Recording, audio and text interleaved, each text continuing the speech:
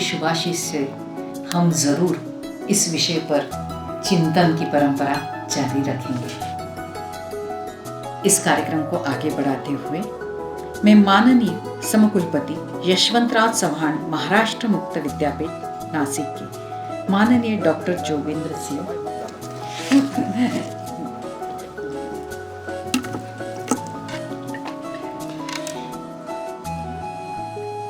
राम के पद चिन्हों से पावन इस भूमि पर आयोजित इस सारस्वत समारोह के उद्घाटन सत्र के सम्माननीय अध्यक्ष मित्र रविंद्र जी शिंगणापुरकर सर, पद्म पुरस्कार से सम्मानित परम आदरणीय दादा ईदाते जी,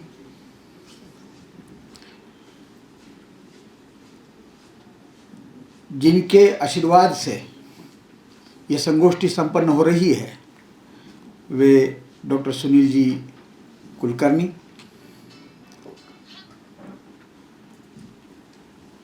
इस संगोष्ठी के आयोजक भाई अवस्थी जी, संस्था के अध्यक्ष किसी काम से भी यहाँ से पधारे एडवोकेट अविनाश जी भिड़े जी, संजय जी पगारे जी, महाविद्यालय के प्रधानाचार्य नाइक जी, मेरे अवस्थी जी के और सुनील जी के, मैं तो सीधा अनुसंधान का छात्र रहा सर का आदरणीय परम आदरणीय गुरुवर्य नारायण शर्मा जी और इस सभागार में उपस्थित सभी विद्वजन। वैसे अध्यापक को तो बात करने के लिए जब खड़ा होता तो उसने कम से कम 50 मिनट तो बोलना चाहिए, ऐसी अपेक्षा होती है, लेकिन जिनके बगल में बैठा हूँ वो अध्यक्ष महोदय है और उन्होंने आते समय मुझे सूचित किया है कि सर आपने कार्यक्रम पत्रिका देखी है ना, तो मैंने कहा कि हाँ देखिए। तो मुझे पता है और मैं जो सूचना है उसका पूरी तरह से अनुपालन करूँगा। मित्रों, इस संगोष्ठी के लिए मैं बहुत बहुत शुभकामनाएं देता हूँ। वैसे प्रत्यक्ष में मूल आयोजन के अनुसार तो मैं समापन सत्र में था, पर किसी कारणवश मैं उसमें उपस्थित नहीं रह पाऊंगा।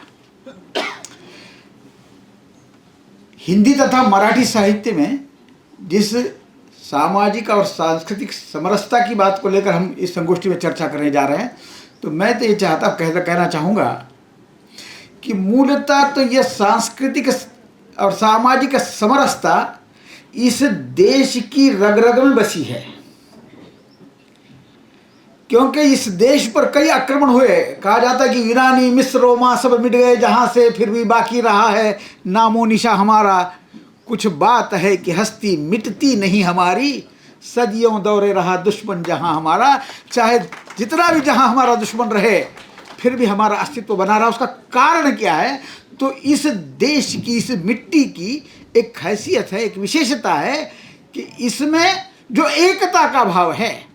हाँ, ये बात भी सही है कि अंग्रेजों के आगमन के पश्चात जिस प्रकार के विद्वेष के बीज बोए गए समाज में और समाज से तोड़ने का भाव समाज में निर्माण किया गया, जिसका परिणाम है कि जो सुनील जी ने अभी यहाँ पर उल्लेख किया कि वर्तमान समय में जो विवर्ष सामने आ रहा है तो उस प्रकार का है।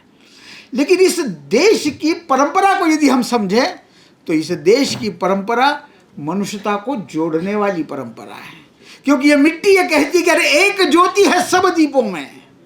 ये धरा क्या कहती है? धरा कहती है कि एक ज्योति है सब दीपों में, सारे जग का नूर एक है। सच पूछो तो इस दुनिया का हाकिम और हुजूर एक है। हर मानव माटी का पुतला, जीवन का आधार एक है। गहराई तक जाकर देखो, सब धर्मों का सार एक है। एक वाहेगुरु एक परमेश्वर, राम कृष्ण रहमान एक है। नाम भले ही अलग अलग हो, भक्तों के भगवान एक है। नाम रूप की बात छोड़ दो, इंसानों की जाति एक है। मन से मन की तार जोड़ दो, सीधी सच्ची बात एक है। और यही भाव हमारे अंतर्मन में रहा।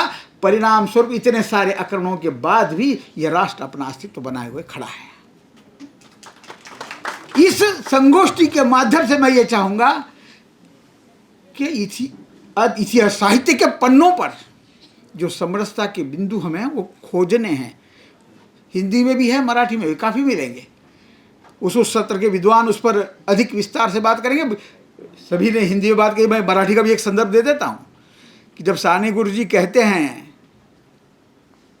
कि जगी जे हीन अतिपतित, जगी जे दीन पद दलित, तया जाओनी उठवावे जगाला प्रेमार पावे। तो यह बात उस एकता को ही दर्शाती है।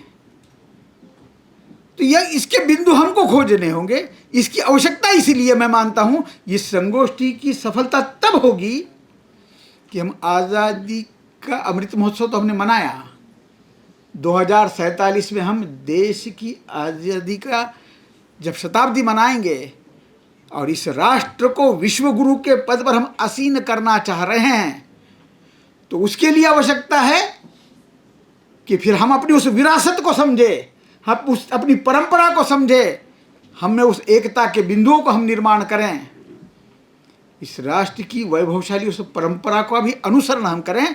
उन बिंदुओं को जब हम समझेंगे तो निश्चित रूप से हम आगे बढ़ेंगे। और अंत में इतना ही मैं केवल कहूँगा, होती है भ्रकुटी वक्र जब,